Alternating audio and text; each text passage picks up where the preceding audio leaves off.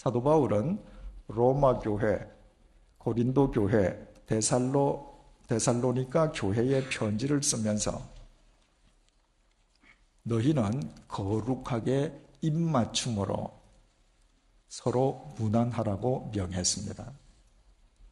사도 베드로 역시 자신의 편지에서 너희는 사랑의 입맞춤으로 피차 무난하라고 똑같은 명령을 내렸습니다. 철저한 계급 사회였던 2000년 전 당시 상류 사회의 인사법은 서로 입을 맞추는 것이었습니다. 그러나 그것은 그들만의 인사법이었을 뿐 자신보다 신분이 낮은 자와는 입을 맞추어 인사하지 않았습니다.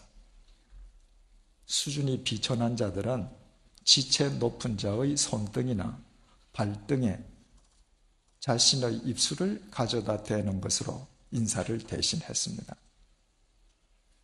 바로 고린도 교회와 로마 교회, 데살로니가 교회에 이 세상의 인사법이 그대로 들어온 것이었습니다. 교회 안에서 지체 높은 사람들끼리 서로 입을 맞추어 인사를 하면서도 자기네들끼리만 그렇게 인사를 했습니다. 교회 안에서 자기보다 신분이 낮은 사람은 거들떠 보지도 않았던 것입니다. 바울과 베드로는 그 잘못을 질책하면서 수준이 형편없이 미달되는 사람과도 격식을 갖추어 거룩하게 입맞춤으로 인사할 것을 명령했습니다. 바꾸어 말하면 교회 안에서 수직적 인간 관계를 극복할 것을 명령했던 것입니다. 교회의 시작은 수직적 인간 관계를 극복하는 것으로부터 출발하기 때문입니다. 우리는 요즘 수요 성경 공부 시간을 통해서 고린도 전서를 배우고 있습니다. 사도 바울은 고린도 전서 1장 9절을 통해서 하나님의 미쁘심, 즉 하나님의 신실하심을 이렇게 증언했습니다. 너희를 불러 그의 아들 예수 그리스도 우리 주로 교제케 하시는 하나님은 미쁘시도다.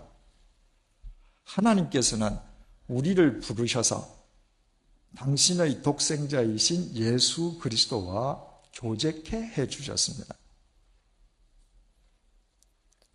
세상의 모든 부모들은 자기 자식에게 너보다 나은 친구를 사귀라고 권합니다. 만약 자기 자식이 자기 자식에 비해서 형편없이 수준 미달인 친구를 사귀려고 하면 부모는 가차없이 자식을 나무라기도 합니다. 그러나 하나님 아버지께서는 당신의 아들이신 예수 그리스도에게 우리처럼 형편없는 인간과 교제할 것을 명령하셨습니다. 혹 수준 미달인 친구를 거두어 주라고 자기 자식에게 권하는 부모가 이 세상에 있다 할지라도 부모의 그런 요청에 순순히 따를 자식이 과연 몇 명이나 있겠습니까? 그러나 예수님께서는 하나님 아버지의 명령에 전적으로 순종하시어서 우리 같은 죄인들을 친구로 받아주시고 우리와 교제하셨습니다. 수준 미달의 친구에게 긍휼을 베풀기를 권하는 부모라 할지라도 자기 자식이 그 수준 미달의 친구를 일평생 동업자로 삼는다면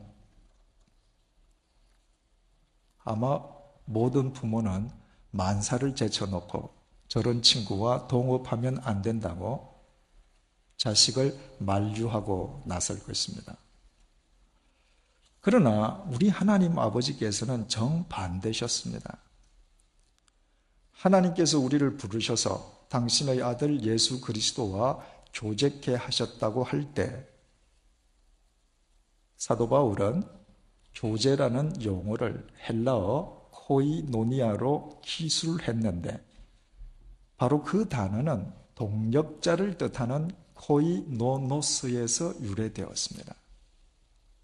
하나님 아버지께서는 우리 같은 더러운 죄인을 당신의 아들 예수 그리스도의 친구로 교제케 하셨을 뿐만 아니라 우리 일평생토록 예수님의 동역자로 살아가게 해주신 것입니다. 그리고 예수님께서는 그 하나님의 명령에 철저하게 순종하셔서 우리 같은 미물을 당신의 동역자로 삼아주셨습니다. 그렇기에 우리는 오늘도 이 세상을 그리스도인으로 살아갈 수 있는 것입니다. 한마디로 표현하면 우리 하나님 아버지께서는 하나님과 우리 사이의 수직적 관계를 예수 그리스도 안에서 수평적 관계로 바꾸어 주셨습니다. 결코 하나님과 대등할 수 없는 우리를 하나님께서는 예수 그리스도 안에서 당신의 자녀로 당신과 대등한 인격체로 존중해 주신 것입니다. 우리가 어떤 절망적인 상황 속에서도 이 세상에서 꿋꿋하게 크리스찬으로 살아갈 수 있는 것은 이처럼 우리를 예수 그리스도 안에서 당신과 대등하게 대해주시고 당신의 동역자로 삼아주시는 하나님의 신실하심을 믿기 때문입니다.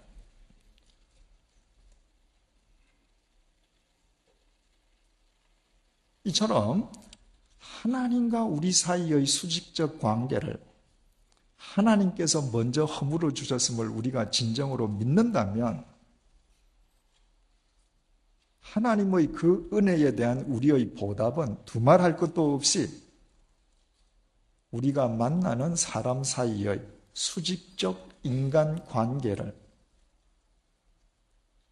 극복하는 것으로 나타나야 합니다. 그러나 안타깝게도 서두에서 말씀드린 우리 자신도 모르게 우리 자신의 의식 속에 깊이 뿌리 내리고 있는 수직적 인간 관계가 교회 안에서까지 그대로 답습되고 있는 것은 참으로 안타까운 일이 아닐 수 없습니다. 그것은 교회의 모든 직분이 곧 계급이라는 그릇된 인식의 만연입니다. 거의 모든 크리스찬들이 교회의 직분은 봉사를 위한 직분이라고 입으로 말은 하면서도 실제로는 일반 교인보다 서리 집사가 더 높고 서리 집사보다 안수 집사가 더 높고 안수 집사보다 장로와 목사가 더 높다는 식의 계급으로 인식하고 있습니다. 그 결과 교회 안에서 교인 간의 관계는 수평적 관계가 아니라 수직적 관계로 경직되고 있습니다. 500년 전에 가톨릭의 하이어라키, 다시 말해서 가톨릭의 철저한 계급주의에 맞서서 모든 그리스도인들은 예수 그리스도 안에서 대등한 제사장임을 주창하고 태동된 개신교가 유독 한국에서만 그릇된 계급 의식의 덫에 빠져 있는 것입니다. 16세기 제네바에서 꽃을 피웠던 칼뱅의 종교개혁을 유럽 대륙 내에 있던 그리스도인들은 세상과 교회를 새롭게 개혁하는 성경적 이념으로 받아들였습니다. 그래서 그곳 크리스찬들은 자신들의 교회를 스스로 개혁교회라 불렀고, 교회가 지속적으로 개혁을 지향하는 한 그곳에서는 교회의 직분이 계급으로 오인될 여지가 적었습니다. 그러나 제네바에서 칼뱅을 도와서 종교개혁에 동참했던 스코틀랜드의 존 낙스는 칼뱅의 종교개혁을 사람의 조직으로 받아들였습니다. 그래서 그는 스코틀랜드로 돌아가서 사람의 조직인 장로교회를 세웠고, 그 장로교회가 미국으로 건너갔습니다. 장로교회가 교회를 사람의 조직으로 인식했다고 하는 것은 처음부터 교회 직분이 계급으로 오인될 가능성이 있었음을 의미하는 것입니다. 그러나 미국 장로교회는 미국에서 침례교나 감리교에 비해서 전혀 각광을 받지 못했습니다. 교인들에 의해서 선출된 특정인이 일평생토록 중요 직분자의 영향력을 행사한다는 것은 자유분방한 미국인으로서는 받아들일 수 없는 일이었기 때문입니다. 그래서 오늘날 미국 장로교회에서는 장로 피선거권이 19세에서부터 90세까지 주어지고 있습니다. 10대의 장로가 있을 수 있는가 하면 90대의 장로도 있을 수 있는 것입니다. 전 교인의 투표에 의해서 선출된 장로는 3년간 봉사할 수 있습니다. 3년이 끝난 뒤에 다시 3년을 더 봉사하기 위해서는 전 교인의 투표 과정을 다시 거쳐야 합니다. 6년을 계속해서 봉사한 사람은 반드시 1년을 휴무해야 합니다. 그 1년 후에 재차 장로로 봉사하기 원하는 사람은 또다시 전 교인의 투표 과정을 거쳐야 합니다. 그러나 대부분의 경우에 당사자들은 6년 이상의 봉사를 원치 않습니다. 심지어는 많은 사람들이 3년 봉사로 끝내기도 합니다. 미국 장로교회에서는 일단 장로로 선출되면 교인을 신방하고 성경 공부를 인도하고 교인들의 상담에 응해야 하는 등 사회인으로서 장로직 수행이 여간 어렵지 않기 때문입니다. 이처럼 미국 장로교회는 교회의 직분이 계급이 아니라 10대에서부터 90대에 이르기까지 각 연령과 직능을 대표하는 봉사직일 뿐임을 분명하게 제도적으로 못 박아두고 있습니다. 유럽의 개신교회들도 마찬가지입니다. 목사가 교회에서 전횡을 할 수 없도록 목사에 대한 철저한 제도도 마련해두고 있으면 두말할 나위도 없습니다. 그런데 120년 전에 미국에서 태평양을 건너 한국에 도입된 장로 제도는 한국의 가부장적인 제도와 한국 특유의 수직적 인간관계와 접목되면서 철저한 계급 제도로 변질되고 말았습니다. 목사를 포함해서 장로를 계급으로 인식하면서 장로에 이르기 위한 과정으로 간주된 서리집사와 안수집사도 모두 계급이 되어버린 것입니다. 성경에서는 말할 것도 없고 세계 그 어디에서도 유래를 찾아볼 수 없는 권사직 역시 결과적으로 여자를 위한 계급이 되어버렸습니다.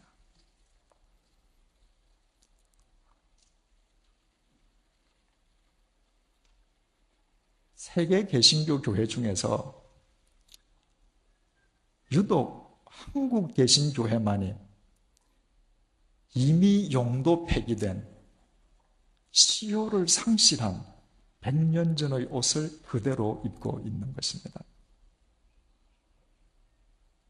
오늘 한국 개신교회가 안고 있는 모든 문제를 근원을 거슬러 올라가면 결국은 교회 직분을 수직화되고 계급화된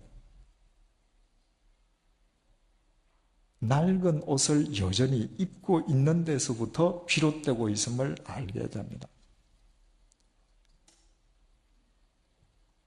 그 낡은 옷을 입고서는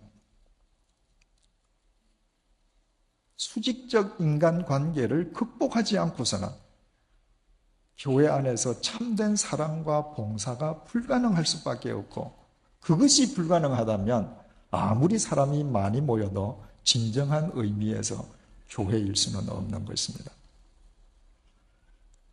그렇다면 우리는 여기에서 한국 교회 개혁의 궁극적인 목표가 무엇이어야 하는지 우리는 명백하게 알게 됩니다.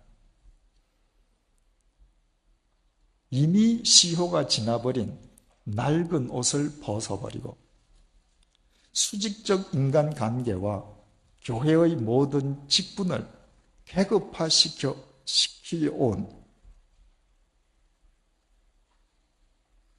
그 모든 허물을 극복하는 것입니다.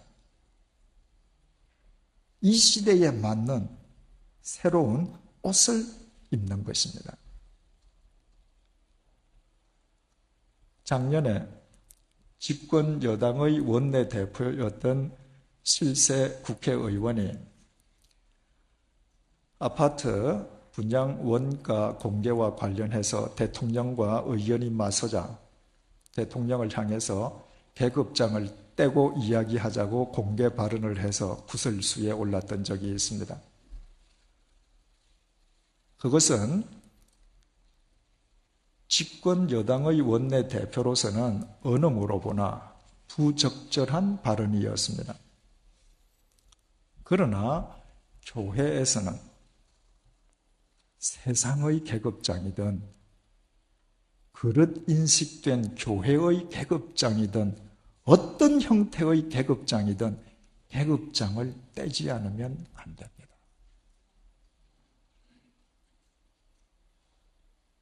테오빌로 각하가 각하라는 계급장을 떼고 누가를 자신과 동등한 인격체로 존중해 줌으로써 누가와 더불어 사도행전의 막을 올렸듯이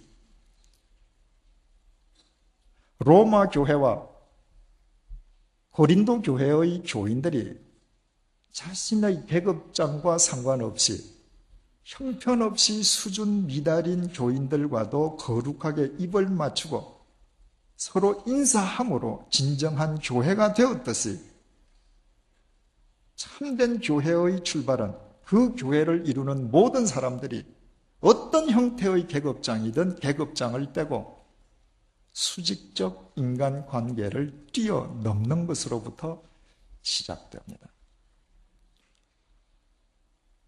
100주년 기념교회가 선교 200주년을 향해서 선교 100년의 바통을 이어주는 사명을 부여받았다면 그 바통은 이미 시효가 지난 낡은 옷을 벗고 한국 교회의 미래를 위해서 새로운 옷을 전해주는 것으로 나타나야 됨을 우리는 깨닫게 됩니다. 그것은 어느 교단에도 소속됨이 없이 초교파적으로 발족된 우리 교회가 이 시대에 감당해야 할 우리의 시대적 사명입니다. 사랑하는 교우 여러분, 어떤 형태의 계급장이든 교회 안에서 우리의 계급장을 내려놓으십시다. 주님 안에서 우리 함께 수직적 인간관계를 극복해 가십시다.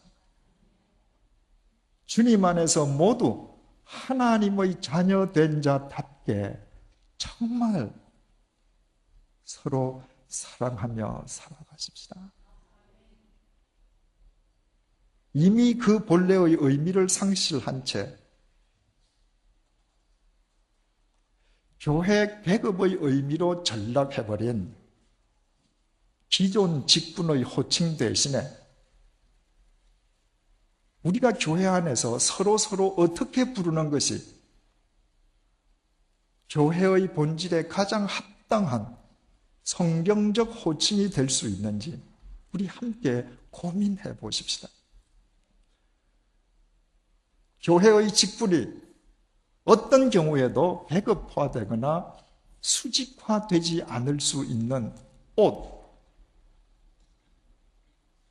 한국 교회 미래를 위해서 이 시대에 필요한 옷을 우리 함께 연구해 가십시다. 우리가 먼저 그 옷을 입고 이 시대의 사도행전을 기록해 가십시다. 그때 우리는 하나님을 진정으로 사랑하는 이 시대의 데오빌로, 하나님의 사랑을 입는 데오빌로 우리를 불러주시고 예수 그리스도와 교제케 하시고 동역케 하신 하나님의 친구 데오빌로가 될 것입니다.